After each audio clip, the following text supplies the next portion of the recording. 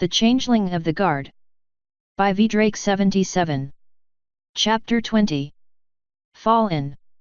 Thankfully, as it turned out, Shining was the only one to have attended any sort of pre-training training, which is another pony absurdity. To require education in how to be educated seems complex beyond the point of my ability to understand. If one cannot be educated, how does one educate them in the ability they lack, given that they lack the ability to be educated? But I digress, the concept makes my head hurt. Shining proved to be very adept at most of the basic drill maneuvers we were taught, and I quickly found myself emulating his example. It was all very simple, it turned out. Walk at a very set pace. Your hooves should fall in unison. Turn on the beat of a command. It was all so very changeling in the action, but so very pony in how they managed it. The idea of standing in formation, ignoring all things around them and actively not working? It was very strange, and I did not like it. That there were no less than 3 commands that amounted to various states of not moving from a spot, at least 2 to enter formations, and 1 to hold absolutely still, only served to further my confusion. That I could do these things was to be lauded, apparently, and more than one pony was unable to obey these very simple orders once explained. A sergeant gave me a hard push that nearly toppled me, but thankfully I was able to adhere myself to a large stone that I had the luck of standing on, all without moving limbs. I was given a firm nod for my apparent lack of efforts, and they moved on.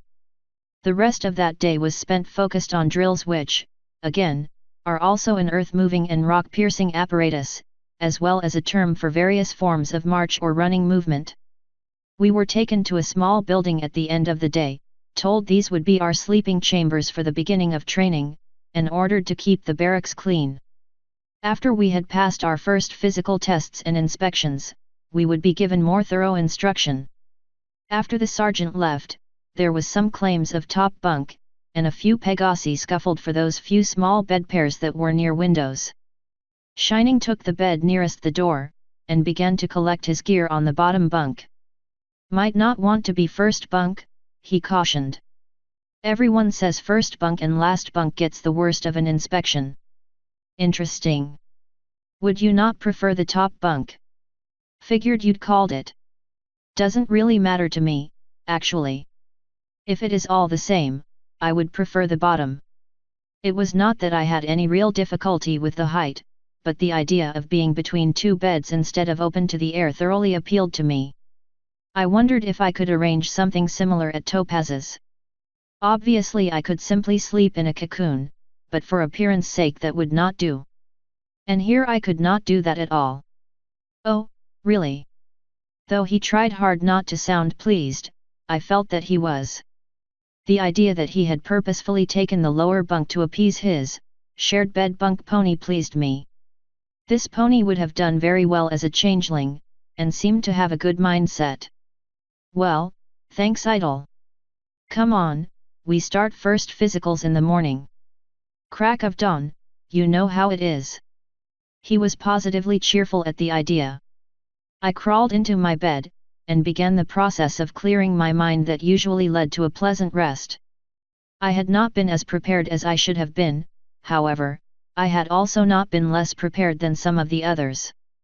I decided, with some comfort, that I was roughly in the middle. A good place to be.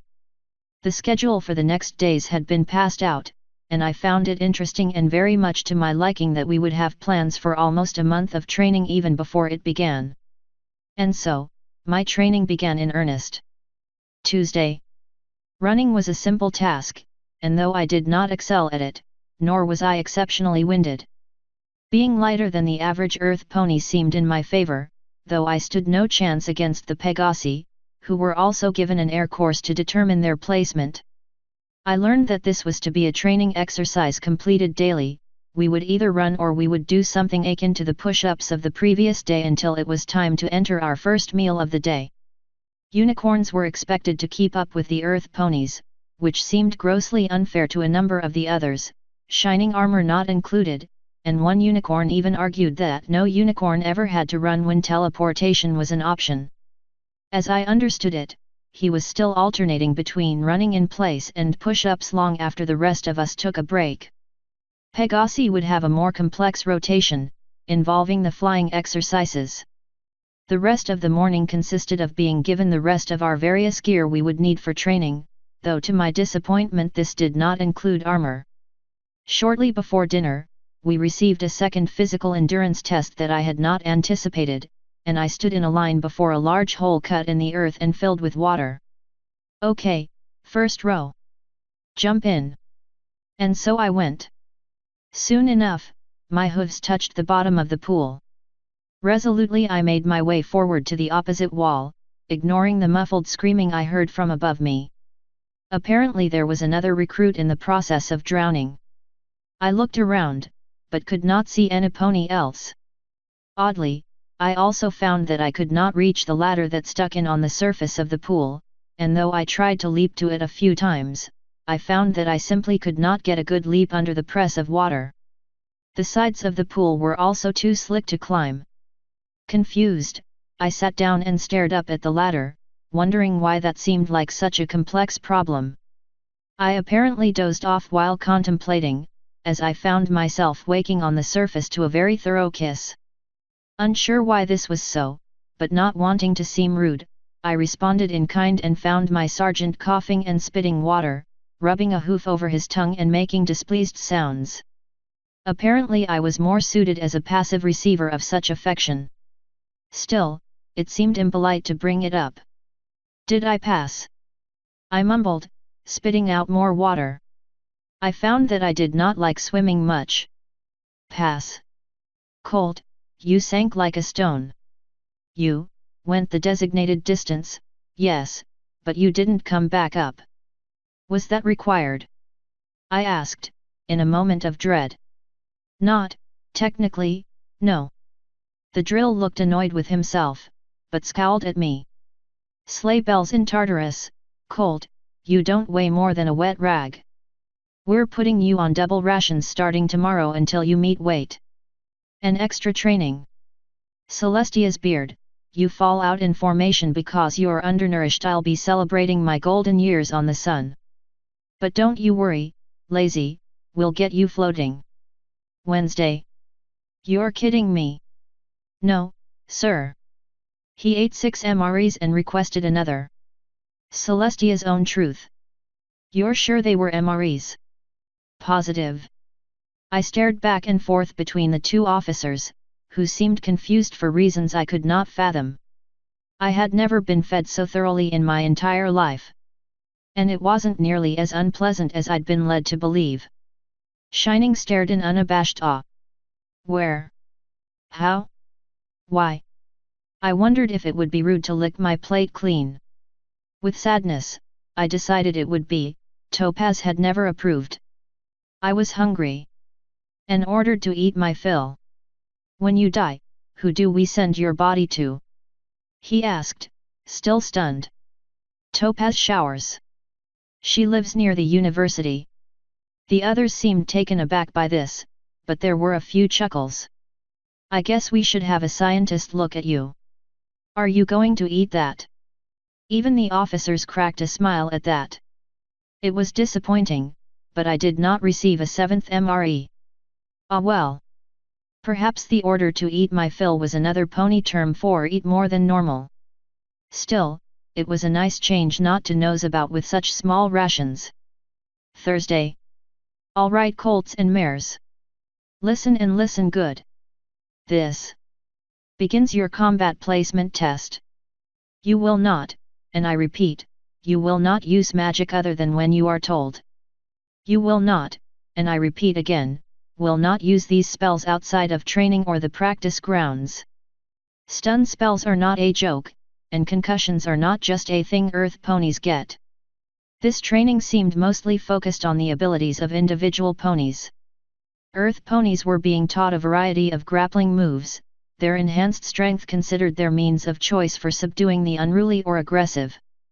Pegassi had their speed capitalized on, and were taught mostly lunging strikes. Unicorns, such as myself, were being given a combination of both, having neither the agility nor the raw strength of the other two kinds of ponies. Any pony found more capable in one area or another would be moved as best suited them, but unicorns had a fourth option they could do in tandem with their other training, because of the tendency for unique abilities to present themselves in a unicorn's magic. Combative magic was a possibility. Shining Armor, I found, had the impressive talent of making a sturdy dome around himself. More than that, it was capable of withstanding more than the 1 or 2 blows that average shield spells could manage, and our sergeant swiftly determined this was a damned impressive skill, but not likely to end a fight. Another pony had the ability to sharpen things on contact with his horn. Another had the skill to create fireworks with her magic, and seemed quite confident this would be very useful, but admitted she had a tendency to set things on fire with it and that maybe it shouldn't be used too close to ponies. Or the ground. Or fields where embers could land. It was determined her ability would better serve as a last resort. The first test we received was of our telekinesis. Several could lift things of far greater weight than themselves, though several were forced to admit that even their telekinesis only allowed for simple things they could just as easily manipulate by hoof. Shining was above average, able to lift me easily, but I found my own ability was disliked. "The buck are you doing, lazy? Who taught you how to pick things up like that?" The sergeant snorted, annoyed. "You aren't wrapping it. You have to wrap it, Colt." He motioned with his hooves as he shouted, like he was cupping something in them and pulling it to his breast. "It is, how I've always done it." I shrugged, unsure if I could manage the full lift that most ponies did. "Try lifting shields." I went to correct him on his misuse of another's name, but saw Shining shake his head. Nonetheless, I did, and could not quite get a grip on his shield, though I saw him shiver. "Problem, shields? No sir. It just feels eerie, sir. Like having claws running over me." "That's because your friend here doesn't use a full wrap. He talons it. Probably a slow learner, happens from time to time with unicorns who don't have the strength to spare for a good grip, they learn other ways to do it. And stop feeling your damned shields. You do that to test them, not all the time. You block that out, shields, or one good blast of fire will get you to drop it." I frowned, experimentally lifting a rock. I supposed he had a point, my magic was more like a talon than a cloud of supportive energy. "Is this a problem?" "Problem? No. Makes search and rescue operations a bit tricky, but most of the time you'll have Pegasi for that anyways. Means we won't need to teach you how to do it later, so that's good. You work on doing it right and we'll come back to it." Teaching us later was, I found, a reference to one of the 2 final options for unicorns. Being that most of us were less sturdy than Pegasi or Earth Pony, we had the options of either a magically enhanced physical ranged style or a purely magical combat style. Javelins were a preferred ranged weapon for Pegasi. Unicorns, on the other hoof, were traditionally the royal archers. As it turned out, so long as a pony could lift about 40 pounds with their magic, they can be taught to use a bow. I was able to wield the weapon easily, but found that my ability to target was, well. It was suggested that if they wished to use me as a weapon, they would be best suited by having me aim at the thick of our own lines, I would be more apt to hit the enemy. The non-equipment assisted version relied on the capability of a unicorn to throw magic about. As stun spells tend to be effective, most ponies simply assume they will be the mainstay of unicorn guards.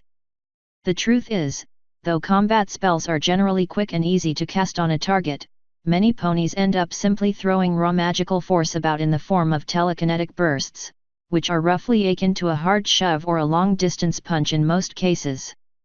To the surprise of our instructors, I was able to inadvertently destroy one of the training dummies by blowing a hole through its torso when I was startled during the training exercise. As it turns out, most ponies lack the capability for damaging combat magic. Stunning is one thing, and more than half of unicorns can see it through. Setting another being on fire or putting a hole in it that could kill. There is a far lesser chance of a pony being able to bring themselves to do so.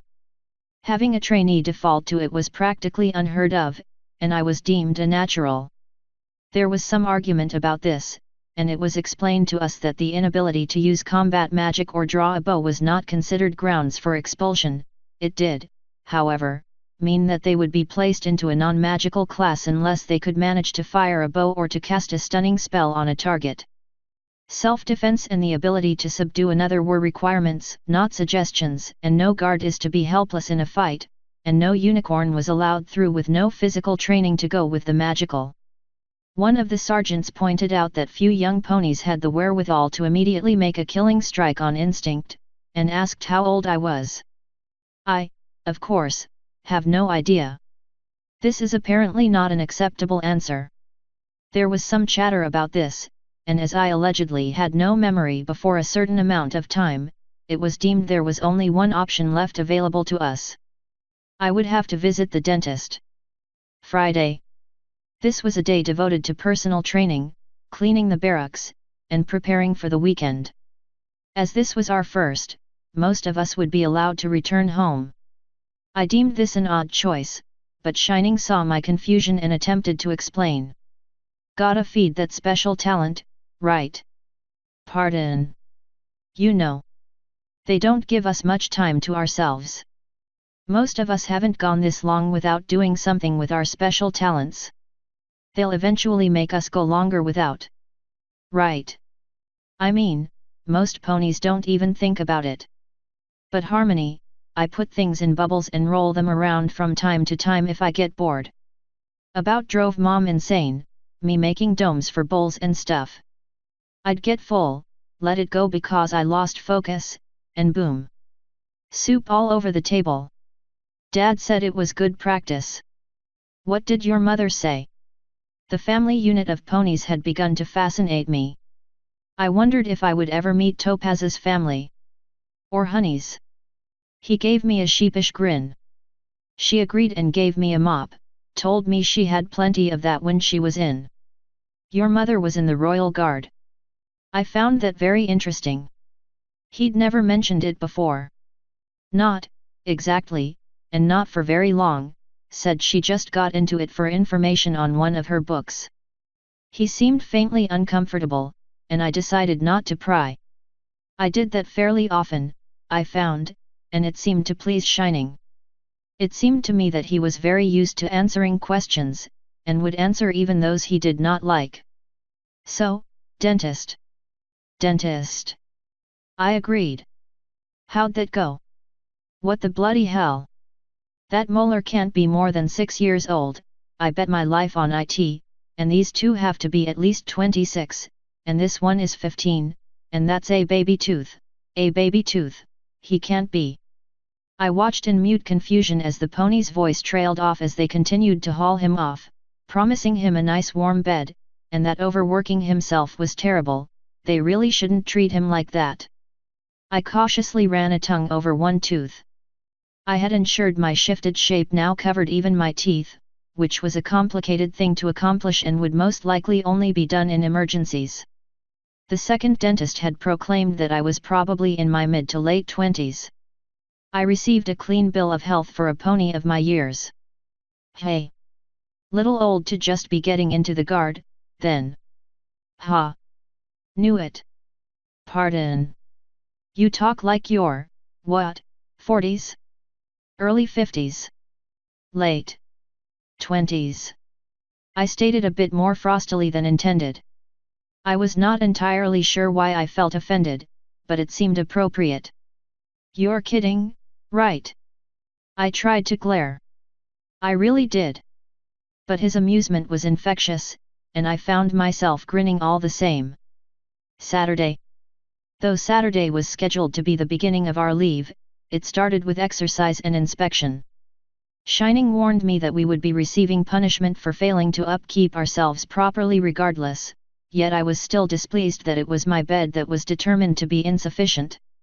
Perfection is the goal to be strived for, and once more I redoubled my efforts not to cause trouble for my nest or platoon again. Being that this was no less than the 15th time in the week that I had been called out as the reason for our extra exercise, I was unsure how much that was. Exponential increase. Twice, then 4 times, then 8, and so forth. I think you're at like 130,000? 17 times, so yet. Thank you, Shining. No prob. So what are you doing with your weekend? I had not considered it, having not suspected I would be returning so soon upon entry. I will likely find Topaz and tell her how things have gone. I believe she would like to know. Yeah, that sounds like a real good plan. He nodded sagely. Think I'm going to visit the family. Little sister apparently doesn't like me being gone. You know how it is. Maybe. Do you? I am unaware of any blood relations I may possess. That's kind of depressing. Perhaps I did not like them, or they did not like me. That way, forgetting is better. Eesh. If you say so. We were trotting towards the wall of the castle, and I heard a muted explosion, followed by an outcry I was more familiar with. Shining had nearly cut me with his shield, and I eyed the perfect circle cut out of my saddlebag with distaste as the other portion of the fabric drifted lazily down inside. Hopefully I could repair it. And I believe that is my cue. Farewell, Shining. I was correct in my assumption. What looked to be the remains of a tree was standing in a garden, smoke wafting from its charred remains. Topaz was haranguing 2 ponies who seemed nonplussed by the whole situation, and one who seemed to be smiling quite broadly. And maybe from you, Beam, but Agaric Spackler, I know you know better than to be using high explosives. They're not technically high explosive, it's more a matter of rapidly spreading enough low explosive to thoroughly char. Topaz, sweetheart, we're both entirely too attractive for you to be this angry. Look, we were paid to do the job, we got the job done, the parasites are taken care of. Wayne, shut up. I'll get back to you in a second. The second pony cut in. To be entirely fair, Miss Showers, we believed this tree to be containing both an unwanted grub infestation and a class 3 fruiting fungus. Time was of the essence if we wanted to save the rest of the garden. Couldn't you have just cut it down and burned it normally? She fumed. I was beginning to find myself somewhat used to angry Topaz. For someone who loved her job as much as she clearly did, it also seemed to upset her immensely from time to time. She was not truly angry so much as upset, but she displayed both similarly. I suggested that. Thanks Agaric, way to show that team cohesion. Come on, Topaz, no pony got hurt, the bad bugs got dead, good bugs didn't, and we all get paid. All this stress is not good for you. Tell you what. I know a guy, he'll turn that frown upside down. Over drinks. My place. I'm the guy. I was quite sure I heard Topaz's teeth gritting even from the distance. The taller pony cleared his throat. Wayne, I believe we've inflicted enough damage on the princess's garden without this nice mare fitting your head into a knothole. Perhaps we should just go. All right. Topaz, you know where to find us. The smiling pony waved good-naturedly to her, and began strolling off with his companions. I'll inform the guard. She snapped at his back, finally noticing me and beginning her own rapid trot in my direction. I could not help but listen into the retreating trio with interest. The smiling one had apparently considered this some sort of a contest. Ha! Classic Topaz. You know Wayne, she really does hate you. The taller one claimed in a very matter-of-fact way. I think I'm wearing her down. The other laughed. Maybe her teeth. You can't win 'em all, Wayne. Topaz finally reached me, her own mumbling under her breath about pest ponies and 3 idiots, informative but not exceptionally useful to me. She took a deep breath. How's training going? I am officially off duty until the beginning of next week. Oh.